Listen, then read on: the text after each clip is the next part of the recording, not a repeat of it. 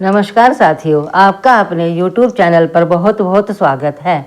अप्सरा की प्रेम कहानी का हुआ ऐसा अंजाम, बिलखते हुए छोड़ गई मासूम।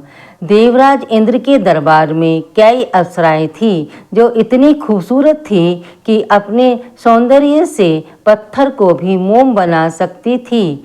ऐसे में इंद्र इन्हें अस्त्र की तरह इस्तेमाल करते थे।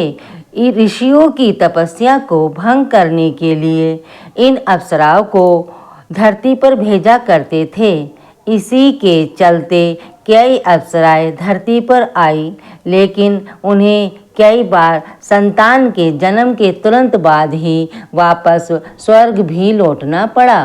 पुराणों के अनुसार देवराज इंद्र के दरबार में एक से एक सुंदर अप्सराएं थी, जिन्हें इंद्र अपने अस्त्रों की तरह इस्तेमाल करता था। स्वर्ग में रहने वाली ये अप्सराएं इतनी खूबसूरत थी कि कोई भी व्यक्ति इन्हें देखने मात्र से मोहित हो जाता था। ऐसे में देवराज इंद्र को जब किसी ऋषि की कठोर तपस्या से डर लगने लगता था तो वह अप्सराओं को उनकी तपस्या भंग करने धरती पर भेज दिया करता था। पौराणिक कथाओं के अनुसार ऋषियों की तपस्या से इंद्रदेव को यह डर लगता था कि कहीं कोई ऋषि उनका सिंहासन वरदान में न मांग ले। यही कारण है कि इंद्रदेव अप्सराओं को अपने अस्त्र की तरह इस्तेमाल करता था। इसी के चलते कई अप्सराएं धरती पर आईं और उन्हें ऋषियों के साथ वैवाहिक संबंध बिताना पड़ा। कई अप्सराएं स्वयं भी ऋषि और राजाओं पर मोहित होकर उनसे वैवाहिक संबंध बना बैठी और अप्सरा को वापस लौटकर स्वर्ग जाना ही होता है। इसलिए अपने नवजात बच्चों को भी छोड़कर वापस स्वर्ग को चली गईं। ऐसी कई कथाएं हमारे पुराणों और धार्मिक कथाओं में वर्णित हैं।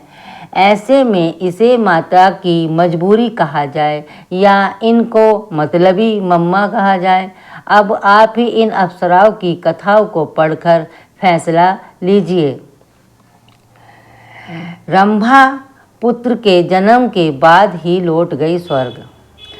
अप्सरा रंभा को पुराणों में बहुत प्रसिद्ध बताया गया है। इंद्र देवता ने रंभा को अपनी राज्यसभा के लिए प्राप्त किया था। स्वर्ग की अप्सरा रंभा को तमाम नृत्य और कई कलाएं आती थी।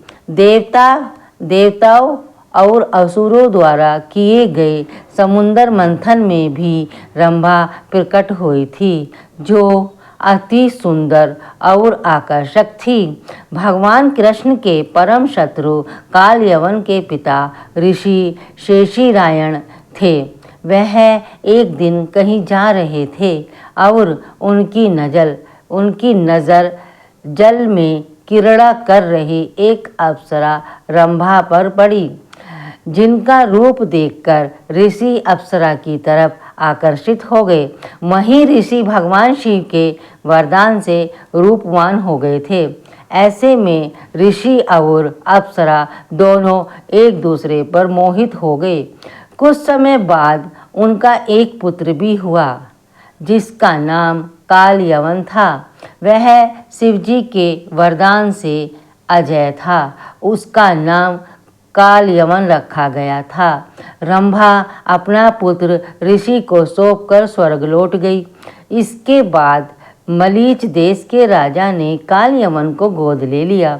वरदान के अनुसार काल यवन बहुत प्रतापी था। युद्ध में उसे कोई नहीं हरा सकता था।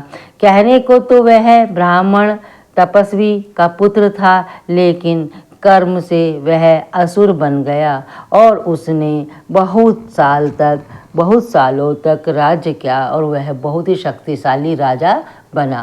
इसी प्रकार की धार्मिक, पौराणिक, प्रेरणादायक, मनोरंजक कहानियाँ सुनने के लिए तथा व्रत का विधि और विधान सुनने के लिए हमारे चैनल को सब्सक्राइब करें, वीडियो को लाइक करें, शेयर करें। कहानी कैसी लगी कमेंट बॉक्स में ज़रूर बताएं और आपका कहानी सुनने के लिए आपका बहुत बहुत धन्यवाद। जय श्री कृष्ण, जय श्री राधे कृष्ण, जय श्री कृष्ण राधे कृष्ण।